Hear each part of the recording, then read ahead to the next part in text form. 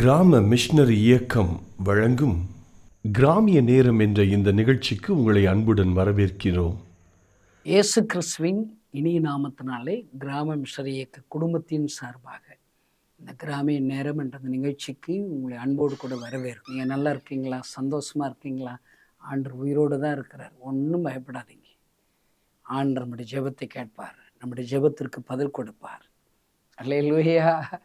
இந்த செய்தியை கேட்குற நீங்கள் எத்தனை லட்சம் பேர் இதை கேட்டுக்கொண்டிருந்தாலும் இந்த நீங்கள் கேட்க வார்த்தைகளை அப்படியே விசுவாசித்து அவரை நோக்கி கூப்பிடுவீர்கள். ஆனால் ஆண்டவர் இப்போ அற்புதம் செய்வார். நாளைக்கு அல்ல, இன்றைக்கு விடுதலை, இன்றைக்கு ரட்சிப்பு, இன்றைக்கு சுகம், இன்றைக்கு ஒரு புதிய வழிகளை திறப்பார்.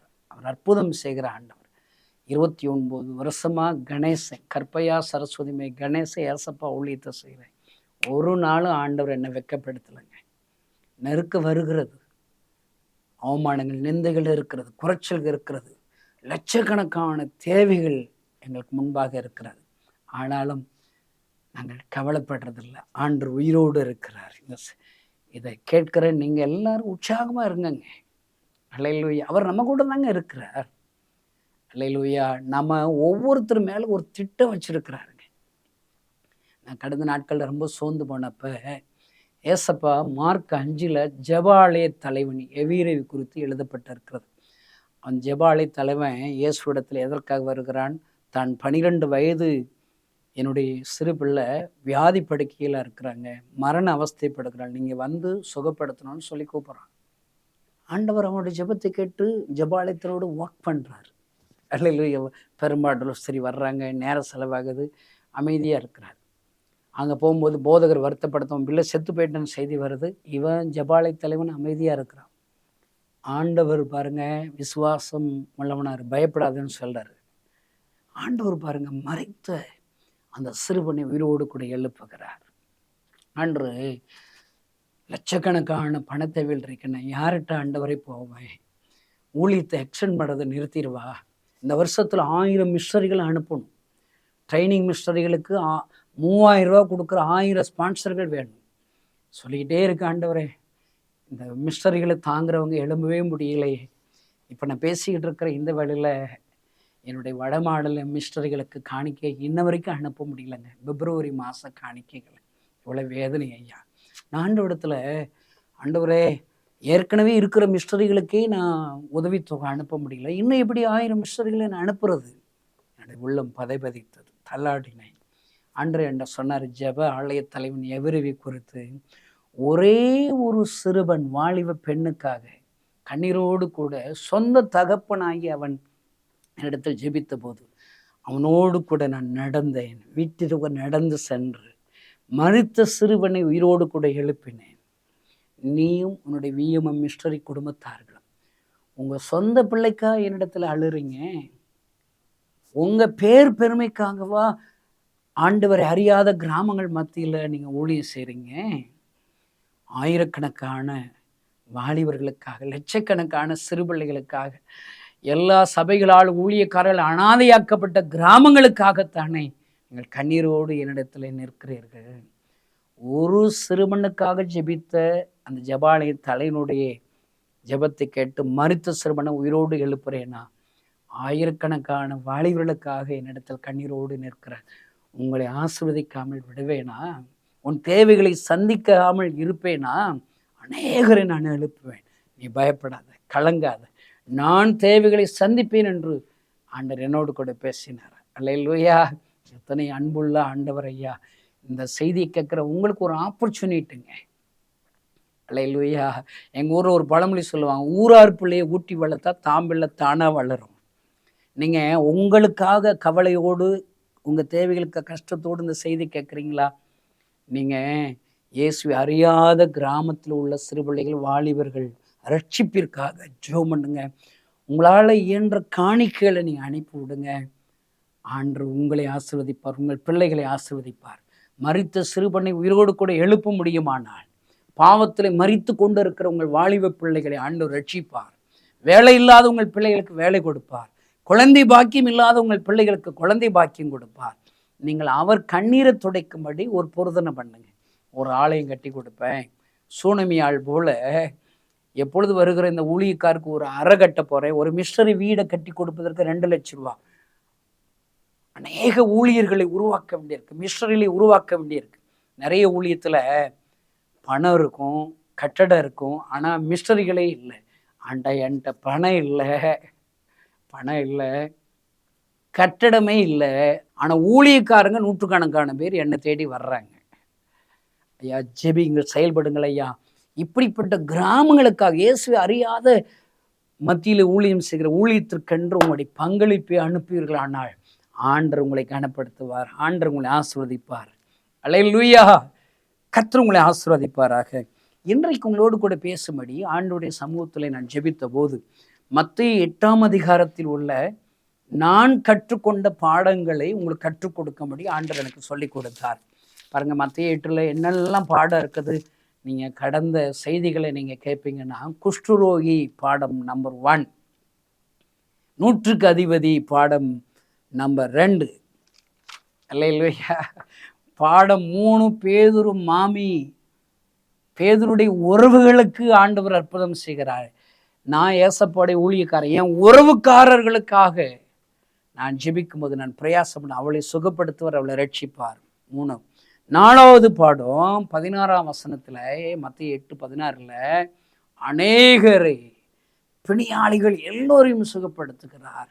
என் கூட இருக்கிற ஆண்டவர் என்னை மட்டும் சுகப்படுத்த மாட்டார், எவ்வளோ பேர் அவரை தேடி போனாலும் சுகப்படுத்துவார்.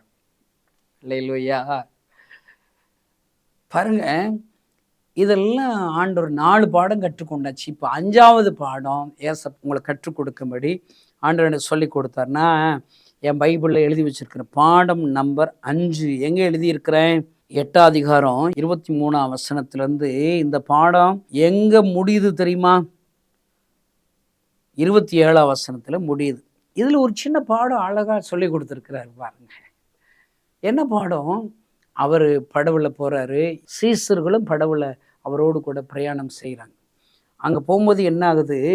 அங்கே உடனே அலைகள் அடிக்குது, கடலில் பெருங்காற்று உண்டாகிறது. உடனே இவங்க பயந்தாடிகள் பயப்படுறாங்க. ஆண்டவர் உடனே காற்றையும் கடலையும் பார்த்து அமைதலாயிரு என்று அதட்டுகிறார். அமைதல் உண்டாகிறது. இவங்க ஆச்சரியப்பட்டு, இவர் எப்படிப்பட்டவரோ, கூடயே இருக்கிறாங்க, எத்தனையோ அற்புதங்களை முன்னாடி பார்த்துட்டாங்க, ஆனாலும் இவ்வளோ அற்புதத்தை கண்டவர் நம்ம கூட இருக்கிறாரு அப்படின்னு, ஆனாலும் இயேசு யாருன்னு தெரியல, இவர் எப்படிப்பட்டவர், இவர் யார் என்று அவங்க கேள்வியோடு ஆச்சரியப்படுகிறார். இன்னைக்கு கிறிஸ்தவங்க தான் எத்தனையோ அற்புதங்கள் உங்கள் குடும்பத்தில் செஞ்சுருப்பார். நீங்கள் ஒரு 5 வருஷம் 10 வருஷம் பின்னாடி போங்க, இன்னைக்கு இருக்கிற ஐஸ்வர்யமும் ஆசீர்வாதம் உங்களுக்கு வரும்னு நீங்கள் நினச்சிங்களா? இப்படிப்பட்ட ஒரு சொந்த வீடு கட்டுவீங்கன்னு நினச்சிங்களா? இவ்வளோ பெரிய கார் வாங்குவீங்கன்னு நினச்சிங்களா? இப்படி ஒரு வேலை கிடைக்குன்னு நினச்சிங்களா? கிருபை எத்தனையோ அற்புதங்களை செஞ்சிட்டாரு. இன்னைக்கு ஒரு பிரச்சனை உங்களை அழுத்துது, ஒரு பெருங்காற்று உங்களை சூழ்ந்து இருக்குது. உங்களுடைய மகளுடைய பிரச்சனை உங்கள் இருதயத்தை வாட்டுகிறது, உங்களுடைய மகனுடைய பிரச்சனை, உங்கள் பிள்ளைகளுடைய பிரச்சனை உங்கள் இருதயத்தை வாட்டுகிறது. உங்கள் வாழ்க்கை படகு கப்பலை அநேக பிசாசு தாக்குகிறான். ஐயோ, மூங்குறாப்புல இருக்குதா? நீங்கள் இப்போ பயந்தீங்கன்னா நீங்கள் என்னங்க கிறிஸ்துவங்க? ஆண்டவர் நம்ம கூட தாங்க இருக்கிறார். இதாங்க பாடம். அல்லேலூயா. இது பாடம் 5வது பாடங்க. அல்லேலூயா. இந்த பாடத்தை படித்ததுலேருந்து நான் பாஸ் பண்ணிட்டேங்க. 29 வருஷமாக இந்த விஎம்எம்ங்கிற படகுல ஏசப்ப பிரயாணம் செய்கிறாருங்க. எத்தனையோ காற்றடிக்கிறது, அலைகள் மோதுகிறது.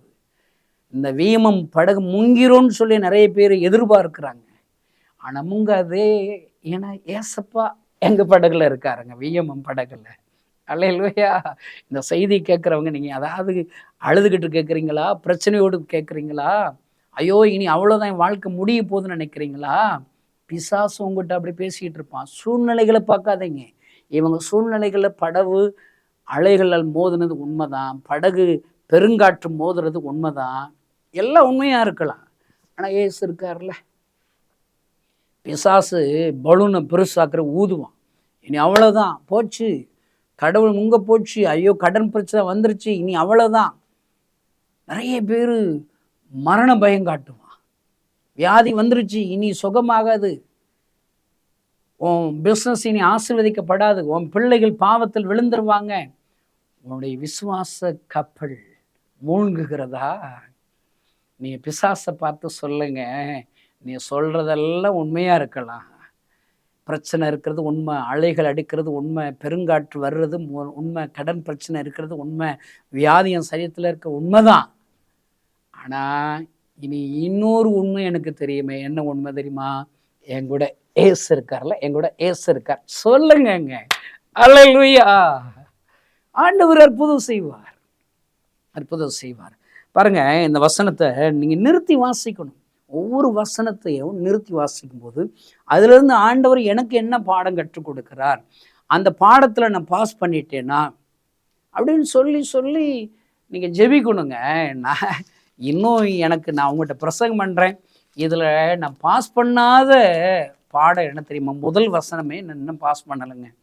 அவர் மலையிலிருந்து இறங்கின உடனே திரளான ஜனங்கள் அவருக்கு பின் சென்றார்கள். இந்த ஒரு வசனத்தை சொல்லி சொல்லி ஜெபிக்கிறேங்க.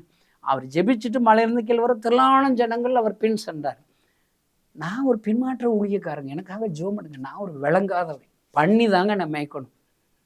நானும் ஜெபிச்சு ஒரு நாள் போகிறேன், திரளான ஜனங்கள் என்னை சுற்றி வரல. இல்லை, நான் வாலிபர் முகாமில் 1,00,000 பேர் கூட்டலாம், ஆனால் அவங்களாம் வரணும்.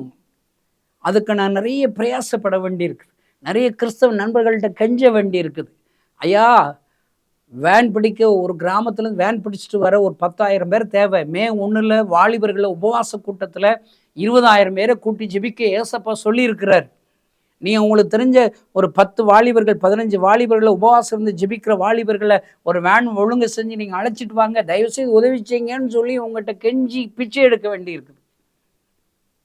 நான் இயேசு போல இருந்தேன்னா அவ்வளோதான், ஒரு கேம்ப் அரேஞ்ச் பண்ணோன்னே வந்துடுறேங்க. அந்த ஒரு அற்புதத்திற்காக நான் ஜெபிக்கிறேன்.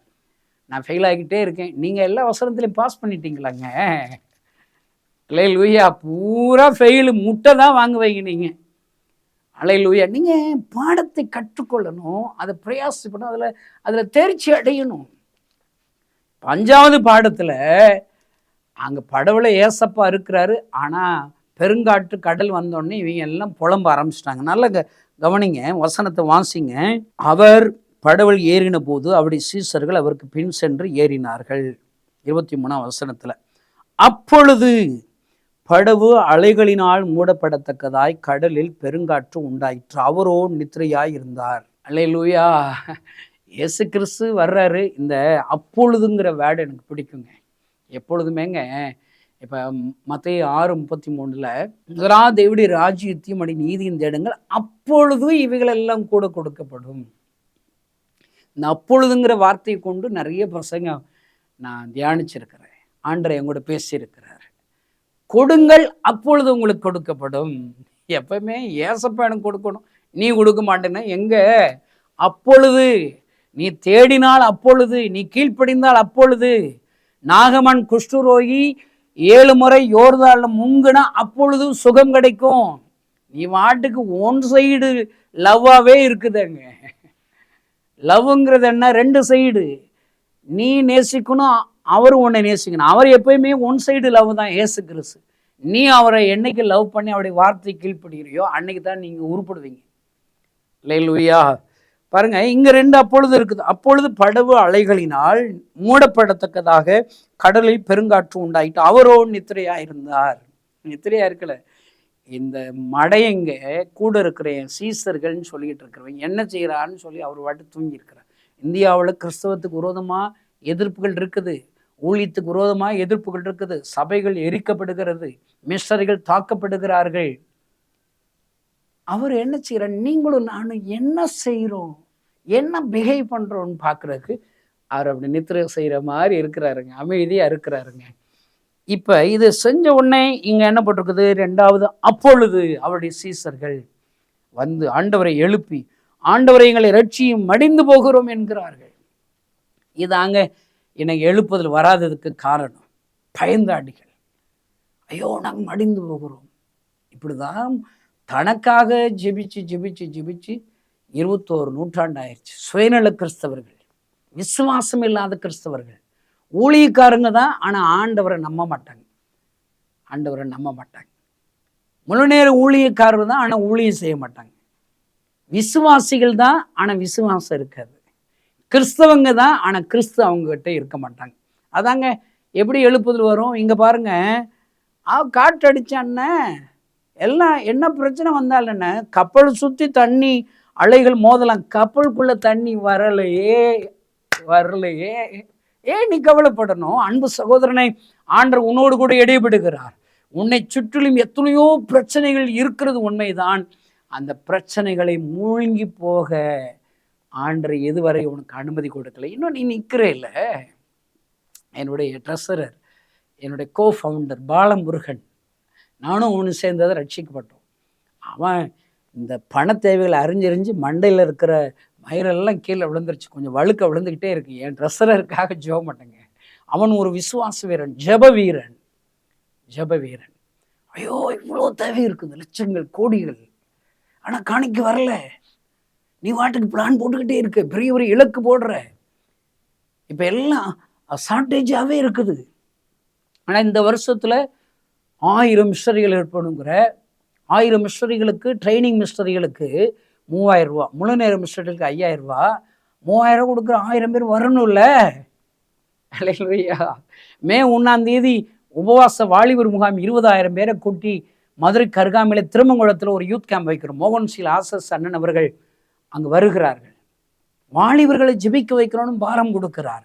வயதுனர்கள் தான் இரவு ஜெபத்தில் உபவாச கூட்டத்தில் கூட்டியிருக்காங்க. ஜெபம் பண்ணுற இடத்துல பூரா கல்லடுகட்டைகள் தான் இருக்குது. நான் தப்பு சொல்லலைங்க, அவங்களும் ஜெபிக்கணும். ஆனால் வாலிபர்கள் ஜெபிச்சாதாங்க இந்தியா ரட்சிக்கப்படும். எஸ்ஸர் என்ற வாலிபர் ஜெபம் பண்ணாதான் 127 நாடுகளுக்கு அற்புதம் நடக்கும். நெகேமியா என்கிற வாலிபன் ஜெபித்தாதான் அந்த விழுந்த ஆலயங்கள், அலங்கங்கள் கட்டப்படும் ஐயா. தீக்கரைக்கா ஆனா அந்த ஆலயம் திரும்ப கட்டப்படும் ஐயா. தானியல் உபவாசம் இருந்து ஜெபிக்கணும். இன்றைக்கு யார் ஜெபிக்கணுமோ அவங்க எல்லாம் ஜெபிக்காம செல்போன்ல பாவத்தில் அடிமையா இருக்கு. அவங்க மத்தியில ஊழியமே கிடையாதுங்க. உங்க ஊர்ல வாலிபர் மத்தியில் ஊழியம் செய்றீங்களா? சிறு பிள்ளைகள் மத்தியில் ஊழியம் செய்றீங்களா? செய்ய மாட்டாங்களே. ஏன் தெரியுமா? காசு வராது, காணிக்க வராது. என்னைய பார்த்து ஒரு ஊழியக்காரர் சொல்லி, ஏன்பா விவரம் இல்லாமல் அங்கே போய் கிராமத்தில் போய் கத்திக்கிட்டு இருக்கிற, சும்மா அங்கிட்டு ஊழியம் செய்யப்பா, நீட்டாக போய் ஒரு நல்ல ஒரு கோட்டு டை போட்டு ஸ்டைலாக போய் ஏசு உன்னை நேசிக்கிறார், இப்படி ஸ்டைலாக பேசப்பா, காசை வாங்கிட்டு நல்ல சந்தோஷமாக ஜாலியாக இருப்பையா. உனக்கு இருக்கிற 3 பொண்ணு வச்சுருக்கிற, ஒரு பையன் வச்சுருக்கிற, பிள்ளைகளை படிக்க வச்சு குடும்பத்தை கவனிக்காமல் நீ வாட்டுக்கு இவ்வளோ பெரிய கேம்ப் நடத்திக்கிட்டு இருக்கிற, லட்சக்கணக்கானது. உன்னை யார் கேட்டா? வாலிபத்தில் ஊழியம் வேண்டாம் இப்படி சொல்கிற ஊழியக்காரர்கள் எனக்கு ஒரு நண்பர் உண்டு. வேதனை ஐயா, வேதனை.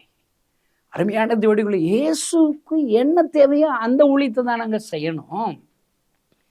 அவர் தொழுவத்தில் இல்லை, 99 ஆடுகளை குறித்து கவலைப்படலை, ஒரு ஆட்டை குறித்து தான் கவலைப்படுகிறார். காணாமல் போன அந்த ஒரு ஆடு கிராமத்தில் தான் இருக்குங்க. இயேசுவை அறியாது கட்டப்பட்டுள்ள ஆடு அங்கே தானங்க இருக்கான். அதை தாங்க நான் செய்யணும். அன்பு கிறிஸ்துவ நண்பர்களே, இயேசு கிறிஸ்து உயிர் உள்ளவராக இருக்கிறார், ஜீவிக்கிறவராக இருக்கிறார். நாம் அவரை மறுதலிக்கிறவராக, அவரை சந்தேகப்படுகிறவராக, அவிசுவாசியாக, பயப்படுகிறவர்களாக நாம் இருக்கிறோம். அல்லேலூயா. பாருங்க, ஆண்டவர் இங்கு செய்கிற அற்புதம், உடனே ரெஸ்பான்ஸ் கொடுக்குற. என் பிள்ளைகள் புலம்பிட்டாங்களா? 26 வசனத்தில் எழுதுகிற அற்ப விசுவாசிகளே. இன்னைக்கு இந்த செய்தியை கேட்கிறவங்க, நீங்க விசுவாசிகளா, அற்ப விசுவாசிகளா? நீங்க கிறிஸ்தவர்களா, கிறிஸ்து இல்லாத கிறிஸ்தவர்களா? ஊழியக்காரர்களா, ஊழியம் செய்யாதவர்களா? ஊழியம் செய்யாத ஊழியக்காரங்க தான் இந்தியாவில் ரொம்ப இருக்காங்க. ஊழியக்காரங்க தான், ஆனால் ஊழியமே செய்ய மாட்டாங்க. அவங்க என்ன தெரியுமா நினைப்பாங்க? ஞாயிற்றுக்கிழமை ஒரு நாள் மட்டும் பிரசங்கம் பண்ணுறதான் ஊழியம். இந்த ஊழியம் பண்ணுறதுக்கு பண்ணி மேய்க்க போகலாம். அல்லேலூயா. ஊழியக்காரன்னா எப்படி இருக்குன்னு தெரியுமாங்க? பேங்க்கில் வேலை பார்க்குறவங்களோட போட்டி போடணும். அவங்க 8 மணி நேரம் 10 மணி நேரம் வேலை பார்க்குறாங்க. எனக்கு தெரிஞ்ச ஒரு நண்பர் டிஎம்பியில் வேலை பார்க்குறாரு. அவர் 10 மணி நேரம் 12 மணி நேரம் அங்கே வேலை பார்க்குறாரு பேங்க்கில். எங்கள் தெருவில் ஒரு கடை, பழசர் கடை வச்சுருக்கார். காலையில் 6 மணிக்கு கடை தான் இருக்கிறார், இரவு 11 மணி வரைக்கும் கடை வச்சிருக்கிறார். 15 மணி நேரம் அவர் வேலை பார்க்குறார். வர்றவங்கள்டெல்லாம் சிரிச்சு சிரிச்சு பேசுகிறார். ஊழியத்தை சும்மா ஞாயிற்றுக்கிழமை பிரசவம் பண்ணமா, அதுவும் எங்க கிறிஸ்தவங்களை கிறிஸ்தவனா மாத்திரக்கே பிரசவம் பண்ணிக்கிட்டு இருக்கிறேன். கேட்டா எனக்கு கிராம ஊழிய அழைப்பி, ஒரு பெரிய என்னதான் வஞ்சு விடுவேங்க. நான் இயேசு கிறிஸ்துவ விட நீ பெரிய ஊழியக்காரனாங்க. அவர் என்ன கிராமங்கள் தோறும் பட்டணங்கள் தோறும் அவர் நடந்து தெரிந்து சுவிசேஷம் அறிவிக்கிறார். நான் சொல்றேன், பட்டணங்கள்ல இருக்கிற ஊழியக்காரங்களே, நீங்க கிராம ஊழியத்தை செய்வதற்கு உங்களையும் உங்க சபைகளை ஒப்பு கொடுக்கல, எதிரே இருக்கிற கிராமத்துக்கு போல, ஆண்டவர் உங்கள் சபையை சிதறடிப்பார். நான் வேணா பாருங்க, நான் உங்களுக்கு ஒரு தீர்க்க தரிசனமா சொல்றேன், சிட்டியில சபைகள் நடக்கிறதுக்கு தடைகள் வரப்போகுது. ஐயோ அங்கே சவுண்டு கேட்குதுன்னுமா, எனக்கு டிராஃபிக் ஜாம் ஆகுதுன்னு அங்கே சிட்டியில் சபை எல்லா நாள் இருக்காது. நீங்கள் எல்லாம் இப்போயே கிராமத்தில் ஒரு 4 ஏக்கர் 5 ஏக்கர் 1 ஏக்கர் இடம் வாங்கி போட்டு கிராமத்துக்கு வந்துடுங்க. பெரிய ஒரு எழுப்புதல் பட்டணங்களில் இருக்கிற கிறிஸ்தவங்க எல்லாம் கிராமங்களுக்கு வரப்போகிறாங்க. நீங்கள் என்னைக்காவது நீங்கள் இந்த சைடு விருதுநர் பக்கம் வந்தீங்கன்னா எங்கள் சர்வீஸில் அட்டன் பண்ணுங்க. மிஸ்டரிகளாக கூடி இருக்கிற சர்வீஸ் ஞாயிற்றுக்கிழமை 9 மணிலேருந்து 11 மணி வரைக்கும் சர்வீஸ் இருக்கும். எங்கள் நல்ல கார் நிறுத்திக்கலாம், பெரிய ஒரு 11 ஏக்கர் இடம் இருக்குது, நல்ல ஒரு உயிருள்ள ஆராதனையாக இருக்கும். எங்கள் மிஸ்டரி சர்ச்சுக்கு நீங்கள் வாங்குங்க. பட்டணங்களில் இருக்கிற கிறிஸ்தவ நண்பர்களே, நீங்கள் கிராமத்திற்கு ஓடி வாருங்கள் ஐயா, கிராமத்திற்கு ஓடி வாருங்கள் ஐயா. அருமையான தேவனுடைய பிள்ளைகளே, இங்கு புலம்புகிற ஐயோ நாங்கள் மடிந்து போகிறோம் என்று சொல்களை பார்த்து அற்ப விசுவாசிகளே என்று ஆண்டவர் கடிந்து கொள்கிறார். காற்றின் ஆடலையும் வார்த்தையினால அதட்டுகிறார், இயற்கைகளுக்கு கட்டளை கொடுக்கிறார். எங்கூட இருக்கிற ஏசப்பா இயற்கைகளுக்கு கட்டளையிடுகிற ஆண்டவர் ஐயா. ஒரு முறை என் ஊழிய ஆரம்ப நாட்களில் 7 மாதத்திற்கு மேலாக ஒரு கிராமத்தில் ஊழியம் செய்வேன். அங்கே உள்ளவங்க ஒரு 100க்கும் மேற்பட்ட சிறுபிள்ளைகள் நான் நடத்துகிற அந்த சிறுவர் சண்டே கிளாஸுக்கு வருவாங்க. வாரத்தில் புதன்கிழமை போவேன். அங்கே உள்ளவங்கன்னா பைபிள் சொல்ல ஆரம்பிச்சிட்டாங்க, நல்ல ஜெபிக்க ஆரம்பிச்சிட்டாங்க, பாட்டு பாட ஆரம்பிச்சிட்டாங்க. கிராமத்தில் எதிர்ப்புகள் வருகிறது. நான் யோசிக்கிறேன், எல்லாம் முறைக்கிறாங்க வாலிப தம்பிமார்கள்லாம். ஐயோ இனிமே இந்த கிராமத்தில் ஊழியம் செய்ய முடியாத ஒரு நிலைமை வந்துடும்னு சொல்லிட்டு, இதுதான் கடைசி நாளாக இருக்குன்னு சொல்லிட்டு அந்த 110 பிள்ளைகள்கிட்ட பார்த்து சொன்னேன், இன்னைக்கு நம்ம ஜெபம் பண்ணா அடுத்த புதன்கிழமைக்குள்ள ஒரு வாரத்தில் ஏசப்பா ஜெபத்துக்கு பதில் கொடுப்பார், நிரூபிக்கணும்னு சவால் விடுக்கிறேன். என்ன ஜெப குறிப்புகளை ஜெபம் பண்ணுவோம் சொல்லுங்கன்னு கேட்டேன். அவங்க சொன்ன, அண்ணே மழை வரணும்னு ஜெபம் பண்ணுவேனே, அது பெரிய ஒரு வெயில் காலம், சம்மர் டைம். எனக்கு சொன்னவொடனே வயிற்று கலக்கிருச்சு. இருந்தாலும் நம்ம காட்ட முடியுமா?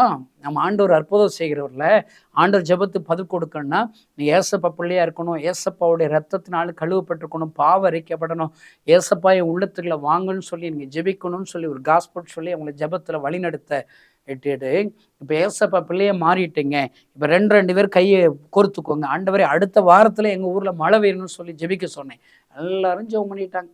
நான் வந்துட்டேன். அன்பதுலேருந்து சொன்னேன், ஆண்டவரே ஒரு வாரத்தில் அந்த கிராமத்துக்கு மழை தாங்கன்னு சொன்னேன். வியாழன் வெள்ளி சனி ஞாயிறு திங்கள் மழையே காணும். புதன்கிழமை காலையில் சாயங்காலம் அந்த ஊருக்கு போகணும். காலையிலேருந்து ஜிபிச்சு கதவை திறந்து பார்த்தேன், மழை தந்துட்டிங்களா? அங்கே வெயில் கூடிக்கிட்டே இருக்கு. எனக்கு ரொம்ப வருத்தம்.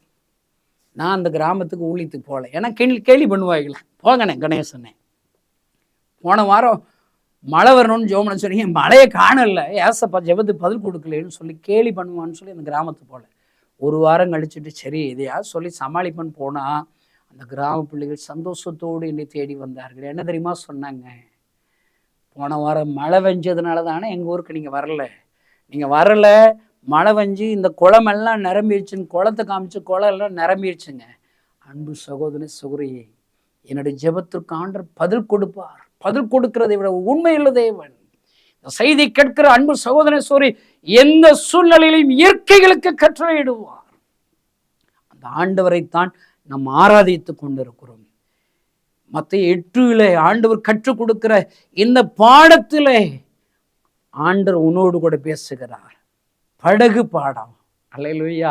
இந்த பாடத்தை படிங்க, தியானிங்க, விசுவாசிங்க. அந்த ஆண்டவர் உங்க கூட தான் இருக்கிறார். உங்க வாழ்க்கை படகுல, உங்க குடும்ப படகுல, உங்க பிசினஸ் படகுல, உங்க ஊழிய படகுல இயேசு பிரயாணம் செய்கிறார். அவர் ஜெயம் எடுப்பார். கண்களை மூடி நாம் ஜெபிப்போமா? பரலோகத்தில் இருக்கிற எங்கள் அன்பு தகப்பனே, நீர் எங்களுக்கு கற்றுக் கொடுத்த இந்த பாடங்களுக்காக ஸ்தோத்திரம் ஆண்டவரே, படகு பாடத்திற்காக ஸ்தோத்திரம் ஆண்டவரே.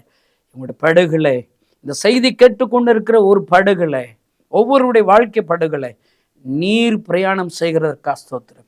இயற்கைகளுக்கு கட்டளை கொடுக்கிற தேவனே உமக்கு நன்றி. இந்த செய்தி கேட்கிற ஒவ்வொருவருக்கும் ஒரு அற்புதம் செய்வீராக. அமைதலாயிரு, இறையாதே. கடன் பிரச்சனையை நீ இறையாதே, அமைதலாயிரு. வியாதியை இறையாதே, நீ அமைதலாயிரு. இயேசு கிறிஸ்துவின் நாமத்தினாலே நான் கட்டளை கொடுக்கிறேன். அற்புதம் செய்வீரா. ஒவ்வொருவரும் அற்புதத்தை ருசி பார்க்க உதவி செய்வீரா. மகிமையான காரியத்தை செய்யும் இயேசுவின் நாமத்தினால் பிதாவே, ஆமென். இந்த செய்தியின் மூலம் தேவன் உங்களோடு இடைப்பட்டிருப்பார் என்று விசுவாசிக்கிறோம்.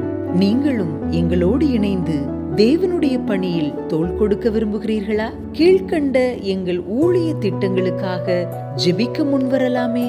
தமிழ்நாடு மற்றும் பிற மாநிலங்களிலும் ஆலயம் கட்ட தேவையாயுள்ள 1000 கிராமங்களில் இடம் வாங்கி ஆலயம் கட்டப்பட ரூபாய் 5 லட்சமோ அல்லது அதில் ஒரு பகுதியையோ கொடுத்து ஆலயம் கட்டி கொடுப்போர் எழும்ப ஜெபியுங்கள்.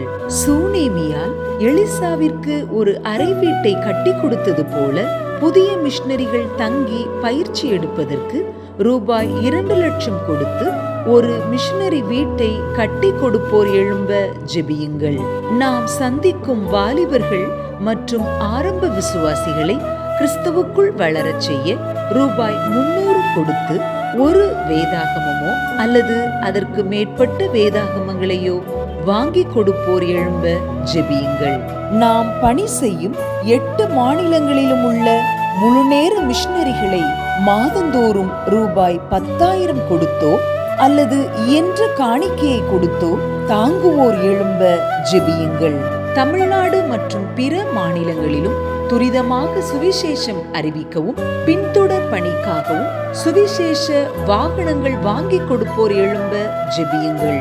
மேலும் எங்களோடு தொடர்பு கொள்ள விரும்பினால் திரையில் காணும் எமது முகவரியை குறித்துக் கொள்ளுங்கள். கிராம மிஷனரி இயக்கம், தபால் பெட்டி எண் 51, விருதுநகர் 626001. இந்த நிகழ்ச்சியையோ அல்லது எங்கள் ஊழியத்தையோ நீங்கள் தாங்க விரும்பினால் கீழ்காணும் தொலைபேசி எண்ணை தொடர்பு கொள்ளலாம். 7378000444 7378000444. கர்த்தர் தாமே உங்களை ஆசீர்வதிப்பாராக.